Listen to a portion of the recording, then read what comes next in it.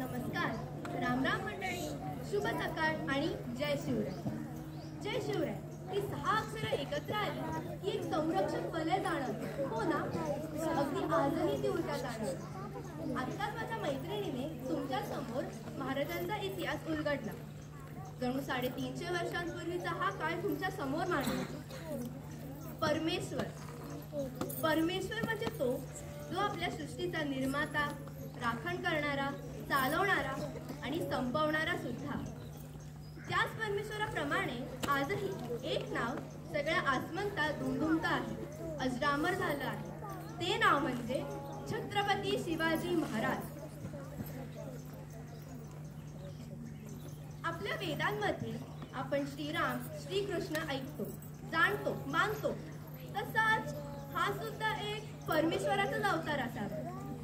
तुम्हाला एक सांगू का? म्हणजे मला ही गोष्ट इतिहास शिकताना प्रकर्षाने जाणवली. नीट आहे का? महाराजांनी आपलं साम्राज्य उभं केलं स्वबळावर, मावळ्यांना सोबत घेऊन, आई वडिलांचा आशीर्वाद आणि मार्गदर्शन घेत, बरोबर ना? पण हा जगज्जेष्ठा, हिंदू साम्राज्याचा अधिपती, सगळ्यांचा संरक्षक, अवघ्या जनांचे आशास्थान, अभयस्थान असणारा हा महान राजा स्वतःला मात्र रायगडच्या कुशीत सुरक्षित मानत होता.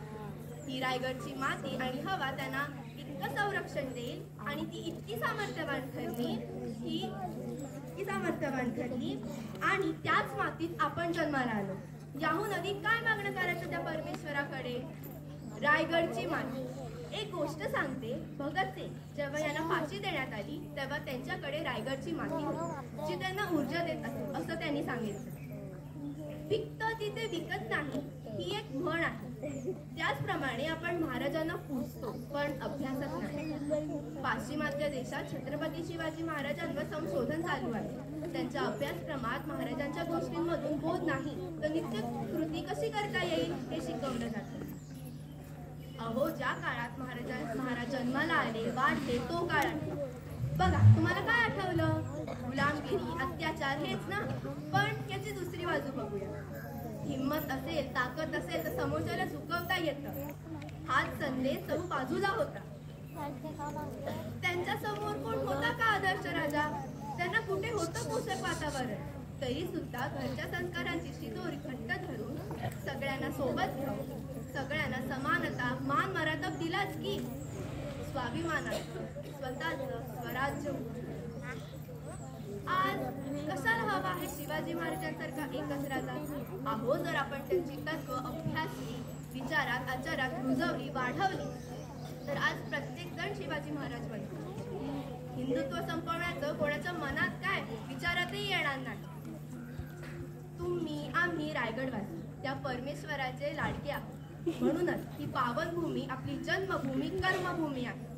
ही भूमी एका अशा दिव्यत्वाची आहे जिची ऊर्जा, ताकद आजही 350 वर्षांनंतरही धगधगत आहे, सगळ्यांना प्रेरणा देत आहे.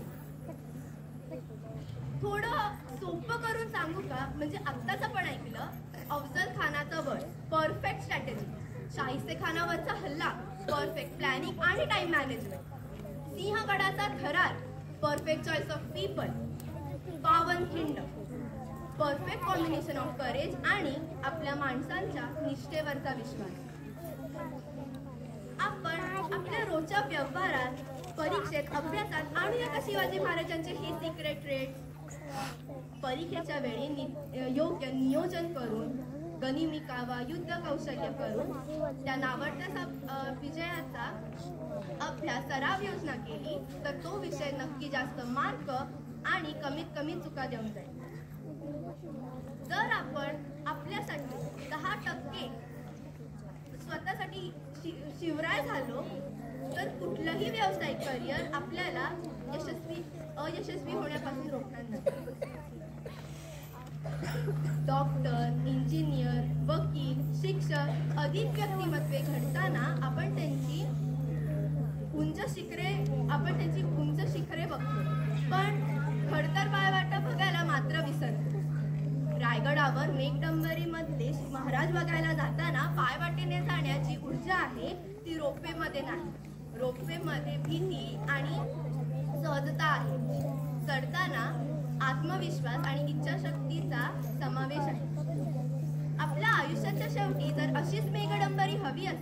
तर अभ्यासू वृत्ती, प्रामाणिकपणा, जिद्द, चिकाटी, स्वतःची कुवत ओळखण्याचे कसब आणि सगळ्यात महत्त्वाचे आपले आई वडील, गुरुजन यांची मूल्ये, तत्वे, शिकवण आत्मसात करून त्यांना मान देऊन त्यांच्या आशीर्वादाची ढाल एका हातात धरून व दुसऱ्या हातातील भवानी तलवार म्हणजे तुमचा अभ्यास तुम्हाला कधीच अपयशाची चव चाखायला देणार नाही. आज या शुभदिनी छत्रपती शिवाजी महाराज म्हणजे भूतकाळ, वर्तमानकाळ, भविष्यकाळ व्यापून टाकणाऱ्या त्या जगचेत्याच्या जन्मदिनी आपण सर्व रायगडवासियांनी पुन्हा एकदा नव्याने महाराजांना अभ्यासण्याची शपथ घेऊया.